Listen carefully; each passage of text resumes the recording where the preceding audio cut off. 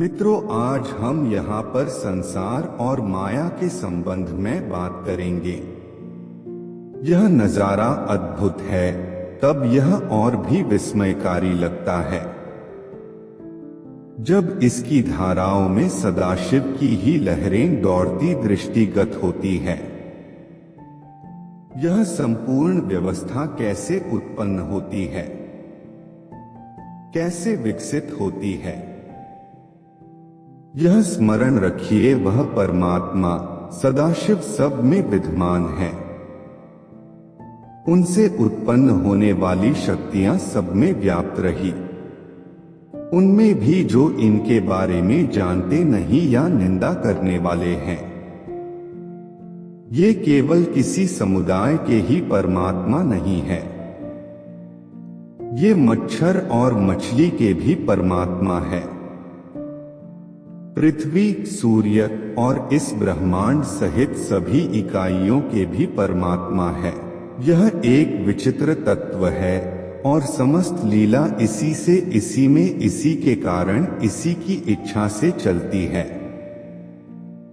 उपनिषदों में भी कहा गया है कि हम क्या बताएं, वह कैसा है। वैसा कुछ इस संसार में नहीं है। वह निर्गुण है, निराकार है, अद्भुत है, उसमें चेतना नहीं है, क्योंकि चेतना भौतिक उत्पत्ति है। उसकी लीला क्यों है, यह वही जानता है। अर्थात ब्रह्मांड और इसकी लीला की उत्पत्ति क्यों होती है, यह वही जानता है। वह सबका जीवनदाता है, सबका भाग्य विधाता है।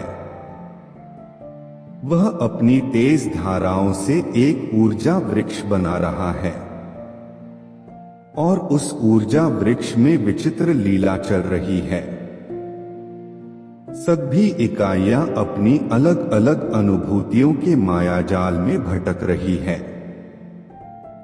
यह माया जो कुछ भी नहीं है, केवल अनुभूतियों का संसार है।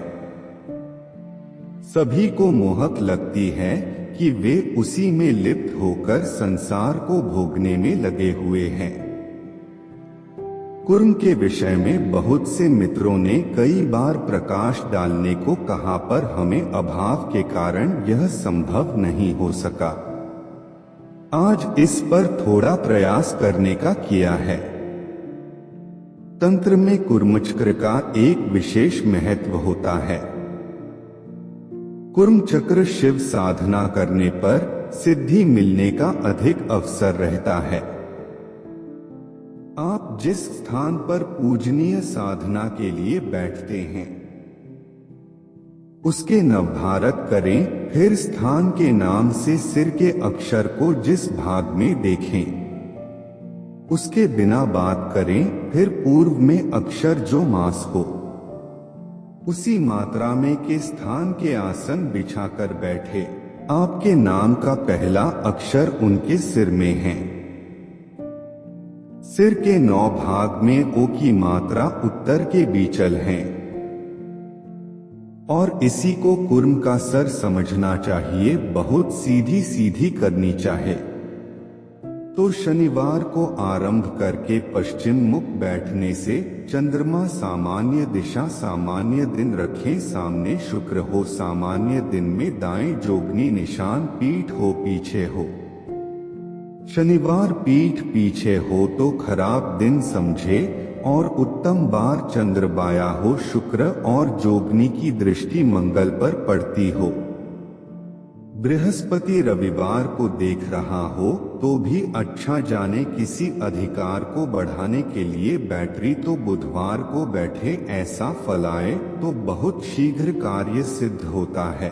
पूर्व मुख्य बैठने से चंद्रमा और बुध सामने हो तो रविवार पीछे कुछ को देख रहा हो, शुक्र गुरु दाएं बाएं, मंगल जोगनी शनि दोनों पीठ पीछे हूँ, ईशान मुख बैठे तो चंद्रमा बुध गुरु दाएं जोगनी बाएं, शनिवार पीछे हो और मंगल भी बाएं तुल्य हो और इसी युक्ति से मारण उच्चाटन का आरंभ करें तो नैऋत्य मुख बैठे शनिवार अति खोटा हो, जब जोगनी पीछे हो जाए, बृहस्पति हो, शुभ दिन बाय हो और चंद्रमा भी बाया हो जाए तो अधिकार की प्राप्ति के लिए कहीं जाने के लिए उपाय करें, वह रविवार को बैठे। वीडियो को देखने से लिए आप सभी लोगों का धन्यवाद।